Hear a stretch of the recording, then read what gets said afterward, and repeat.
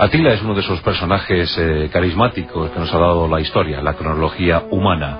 Nacido en el año 395 después de Cristo, ya de por sí el hecho de su nacimiento fue muy significativo.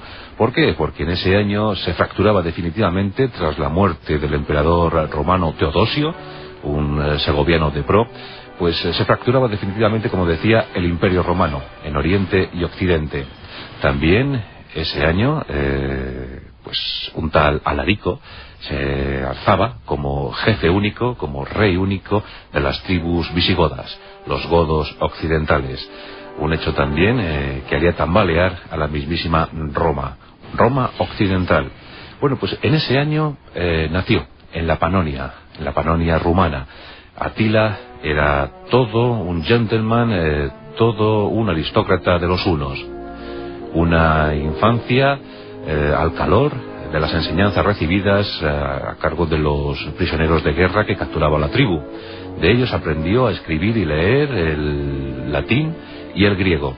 La verdad es que Atila no fue tan rudo, tan hosco o tan analfabeto como nos lo plantearon los propagandísticos cristianos. No, ni mucho menos. Fue en calidad de rehén amistoso a Roma, se formó. Le extrañó muchísimo siempre que en aquellos libros de historia romana nunca se reflejaran derrotas. Decía que cómo era posible que un pueblo que había perdurado 1000 años no hubiese jamás recibido una derrota. Ahí empezó a aprender algo acerca del marketing romano. Y lo cierto es que Atila poco a poco se fue configurando, se fue formando como un presunto gran jefe de los hunos. Y de hecho así fue.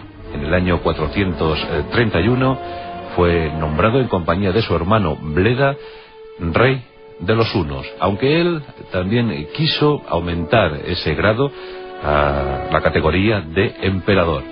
Un imperio efímero, pero desde luego importantísimo para entender la caída definitiva del Imperio Romano.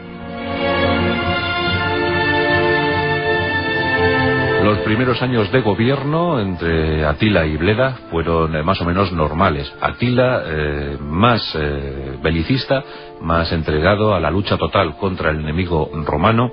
Bleda más complaciente y dispuesto a recibir todos los tributos que fueran necesarios a cambio de no a cambio de no proporcionar golpes certeros a la tambaleante Roma. Así estuvieron un tiempo, pero poco a poco Atila impuso sus reglas, impuso sus normas. Bleda estaba muy enfadado porque era el hermano mayor y él quería predominar ante todo y ante todos. Aunque su pueblo no es que le rindiera mucha pleitesía, mucho homenaje, estaban más por las tesis propuestas por el indomable Atila. Se sabía que tarde o temprano los dos hermanos acabarían en conflicto. Pero no fue una lucha fratricida, no fue una lucha civil, no fue una guerra entre dos bandos. Fue algo más civilino. La casualidad, el infortunio, o vaya usted a saber qué, quiso que Atila se quedara como único figurante en este plano, en este capítulo de la historia. Un buen día, Bleda salió a cazar. Le gustaba mucho cazar.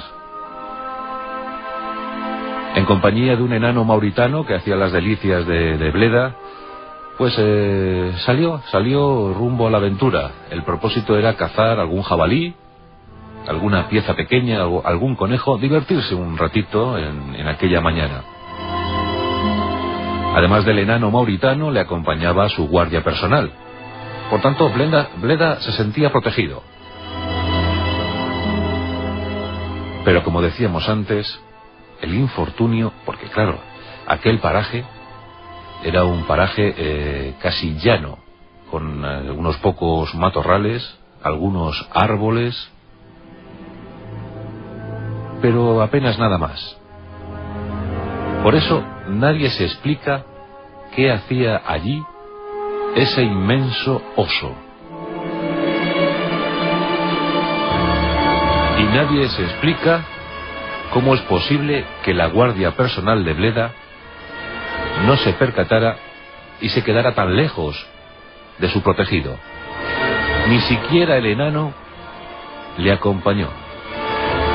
En unos pocos minutos, Bleda quedaba a merced del ataque de un inmenso oso.